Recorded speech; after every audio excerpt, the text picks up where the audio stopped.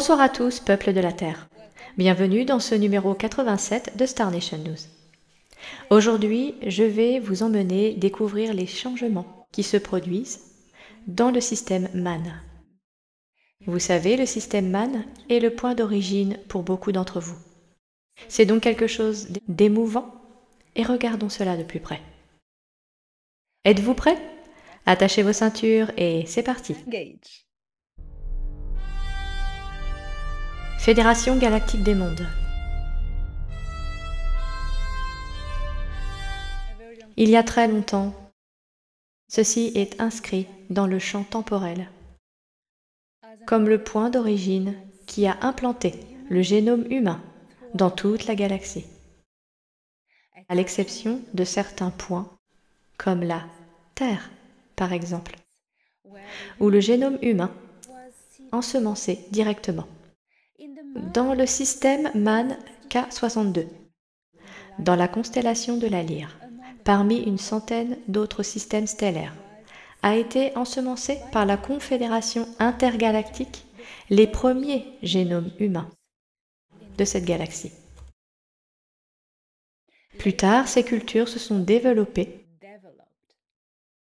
et ont donné naissance à de magnifiques cultures pacifiques avancées. Parmi eux se trouvaient les Taal, la première graine humaine de cette galaxie Nataru. Puis les Ahel, si vous voulez, des humains de type nordique comme mon compagnon de longue date Thoran Erédion. Les Taal me ressemblent davantage. Dans le système MAN, il y avait aussi d'autres espèces magnifiques. Certaines étaient originales, d'autres ont été ensemencées. La zone de la Lyre était un terrain d'expérimentation de la diversité de la vie, multipliant les possibilités. Je n'étais pas là, je ne participais pas à cette opération d'ensemencement de Nataru, bien que ma planète natale fasse partie de l'une des planètes d'ensemenceurs.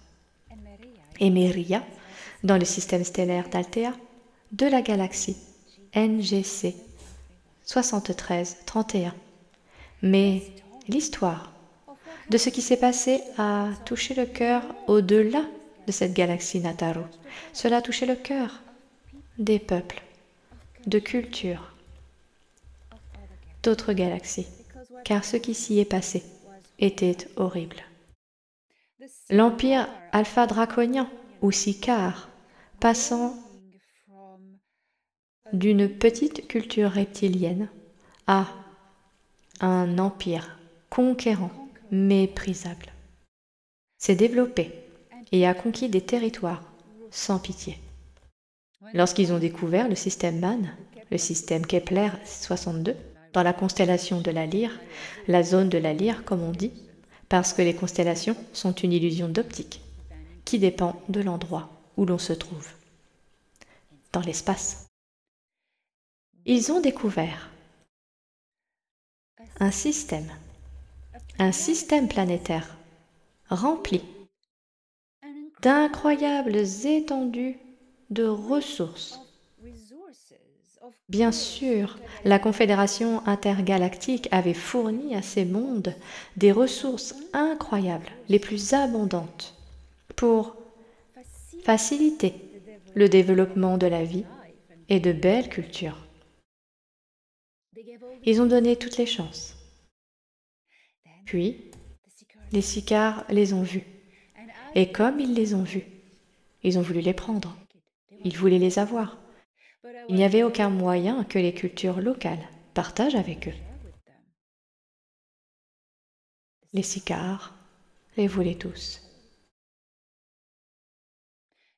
Ils voulaient les ressources humaines et d'autres cultures en tant que main-d'œuvre, force d'esclaves, parce que les Sicars pratiquaient le commerce d'esclaves.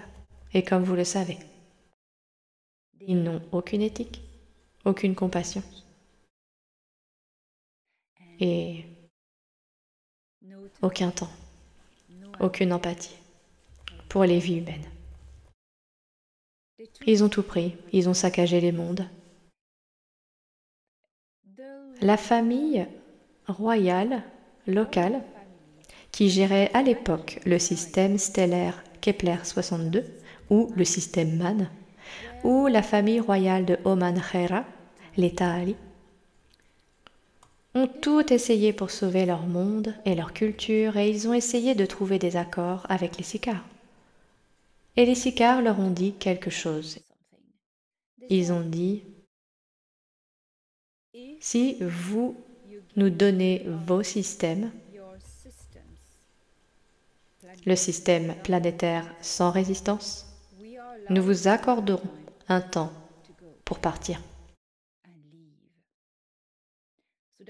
Donc c'est ce qui s'est passé, parce qu'après une longue réflexion, toutes les cultures de système Man ont dû faire face à la réalité, la vérité qu'elles ne pouvaient pas. Elles ne pouvaient pas faire face aux forces de l'Empire Sicar. Elles n'étaient pas assez fortes, elles n'avaient pas assez de ressources. À l'époque, la Fédération Galactique des Mondes n'existait pas.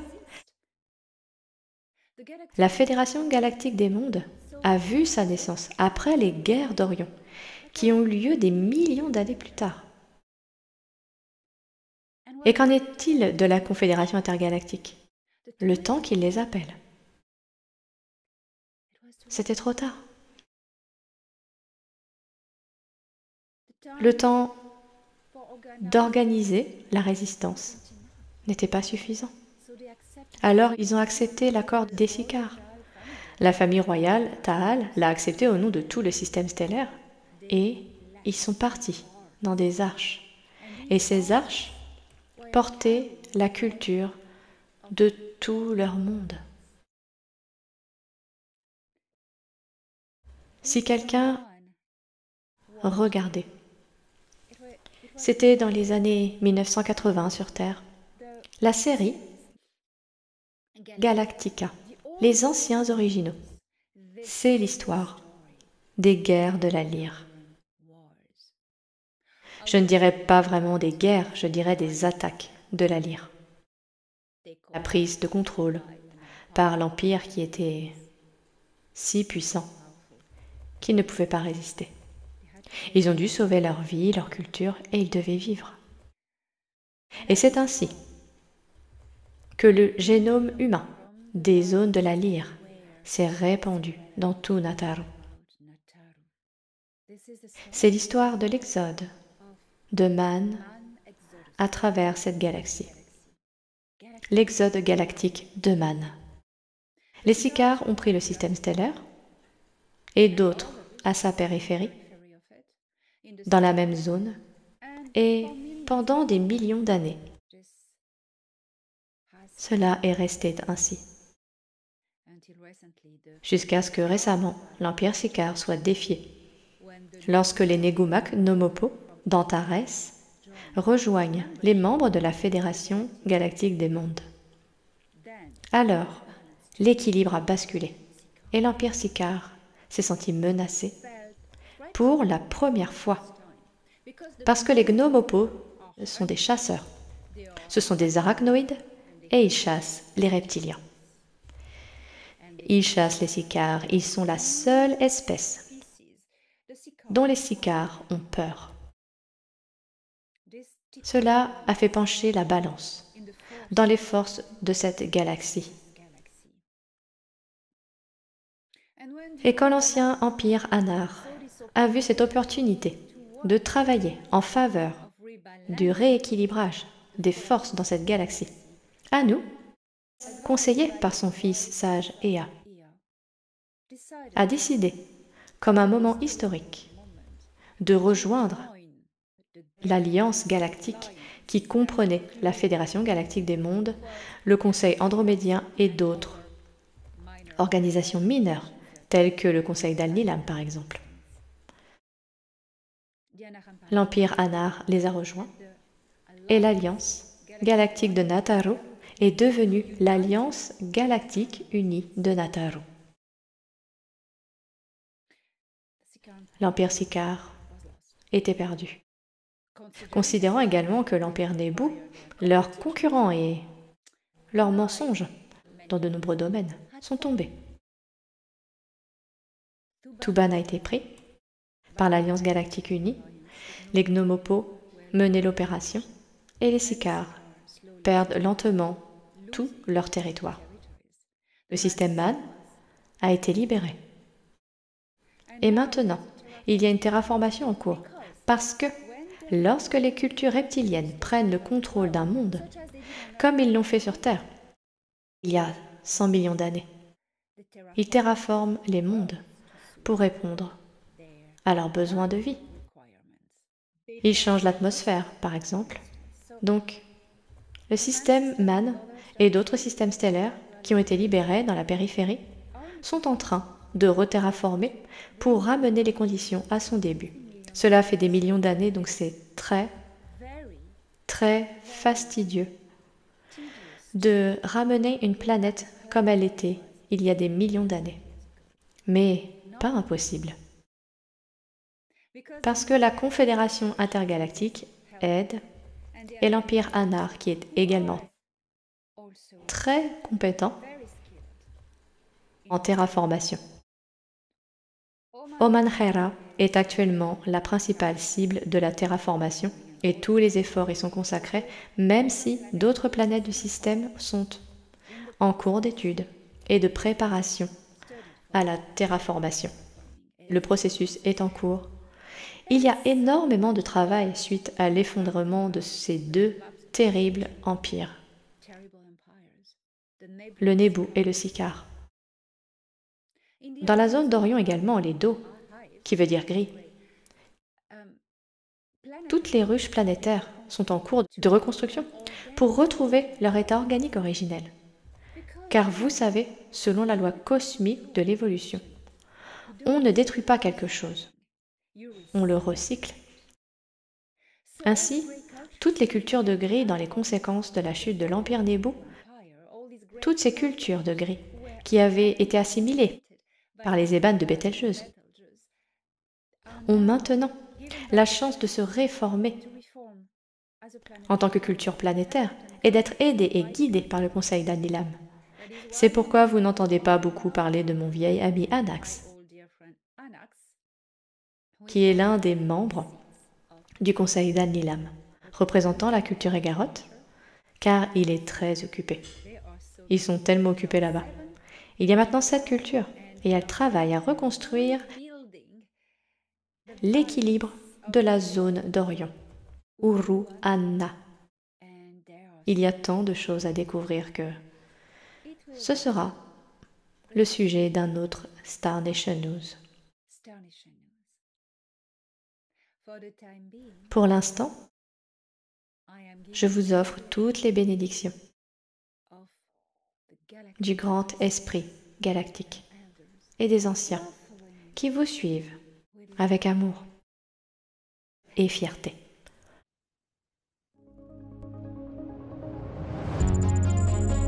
Un mot de l'émissaire.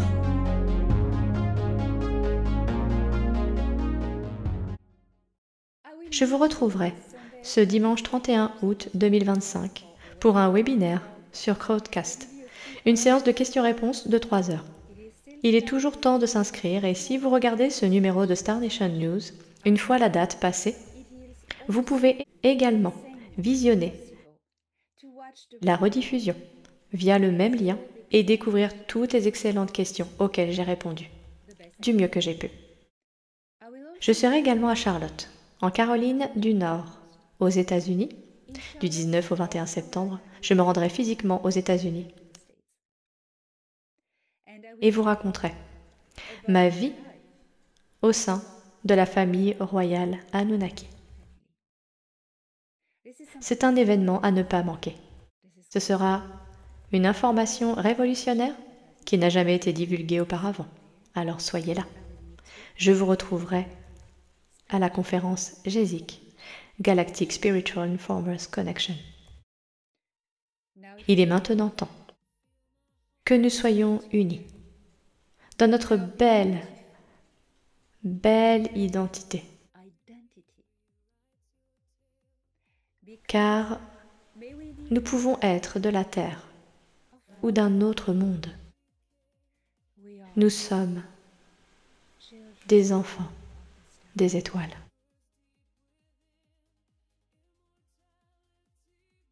J'ai vécu parmi les Anunnaki. Je suis née il y a très longtemps dans la maison royale d'Anu, dans le palais impérial du système de Sirius B. Et pour la première fois, je révèle cette information. J'ai reçu le feu vert. On m'a dit que l'humanité était prête.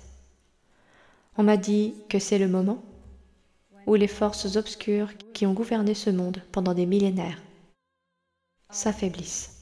Il est temps que la civilisation humaine entre en contact avec qui elle est.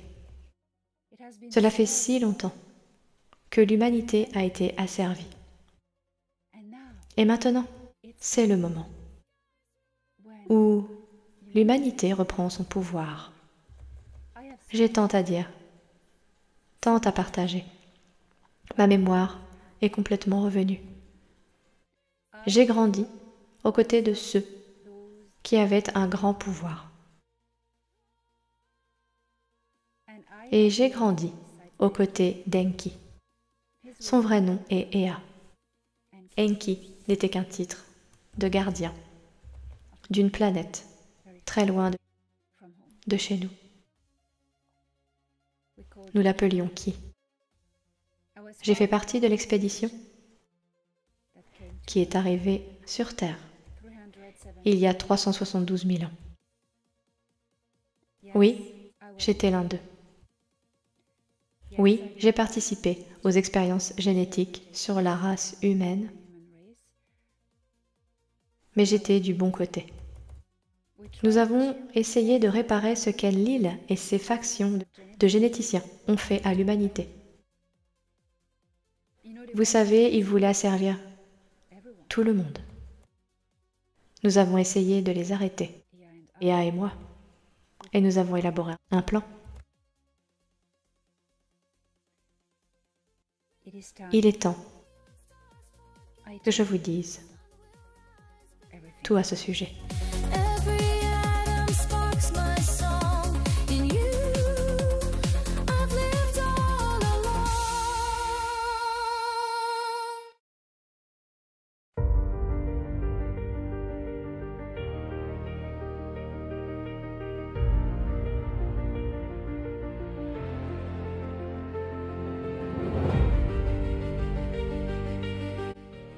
Le 31 2025, Elena partagera avec vous les détails du voyage de son âme, d'où elle vient, qui elle est, et plus encore.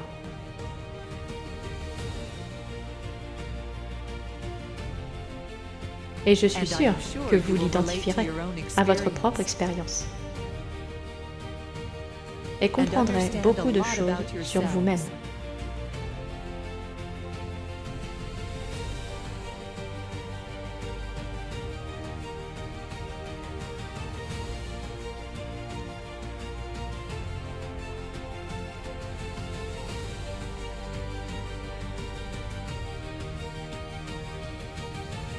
Cela sera suivi d'une séance de questions-réponses sur l'actualité à l'échelle galactique, avec la participation de certains de ces contacts extraterrestres qui pourraient accepter de se connecter.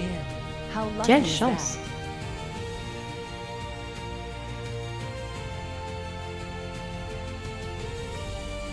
Elena ne pratique pas la canalisation, sauf en survolant la Manche, en avion ou en vaisseau spatial. Mais elle a, en revanche, de véritables contacts physiques avec des extraterrestres. Et c'est pour vous l'occasion de poser toutes vos questions sur la vie quotidienne des E.T., leur technologie, etc.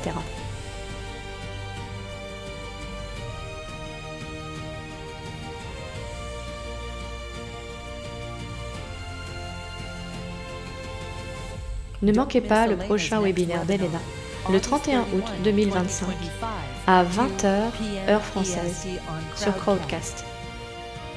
https://www.crowdcast.io/Elena-Danan.